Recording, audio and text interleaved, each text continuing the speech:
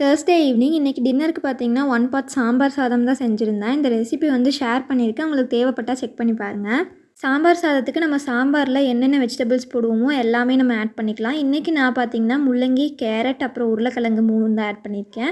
First வந்து வெங்காயம், தக்காளி, கருவேப்பிலை எல்லாம் போட்டு தாளித்ததுக்கப்புறமா நம்ம கட் பண்ணி வச்சுருக்க வெஜிடபிள்ஸையும் ஆட் பண்ணிவிட்டு நல்லா மிக்ஸ் பண்ணிவிட்டு 1 டம்ளர் அரிசிக்கு நான் வந்து 3/4 டம்ளர் பருப்பு சேர்த்து நல்லா ஊற வச்சுருக்கேன். அதையும் ஆட் பண்ணிவிட்டு 2 டீஸ்பூன் வந்து சாம்பார் தூள், ஒரு 1/2 டீஸ்பூன் வந்து சில்லி பவுடர் சேர்த்திருக்கேன். நீங்கள் வந்து இதுக்கு பதிலாக குழம்பு மிளகாய் தூள் வந்து சேர்த்திக்கலாம். டேஸ்ட் வந்து நல்லாயிருக்கும். இதுக்கு தண்ணி அளவு பார்த்திங்கன்னா எப்பவும் வைக்கிறத விட 1.5 டம்ளர் தண்ணி வந்து அதிகமாக வச்சுக்கோங்க. கடைசியாக வந்து உப்பு, பெருங்காயம், கொத்தமல்லி எல்லாம் போட்டு மூடி ஒரு 4 விசில் வச்சு எடுத்திங்கன்னா சாம்பார் சாதம் வந்து ரெடி. எப்போவுமே டின்னர் ஒர்க் முடிச்சுட்டு பார்த்தீங்கன்னா கவுண்டர் டாப் ஃபுல்லாக வந்து க்ளீன் பண்ணிடுவேன். இன்றைக்கி வந்து கவுண்டர் டாப் கொஞ்சம் மாற்றி வைக்கலான்னு சொல்லிட்டு ஸ்டவ்வுக்கு பக்கத்தாடி இந்த அஞ்சரை பெட்டி வந்து வச்சுருந்தேன்.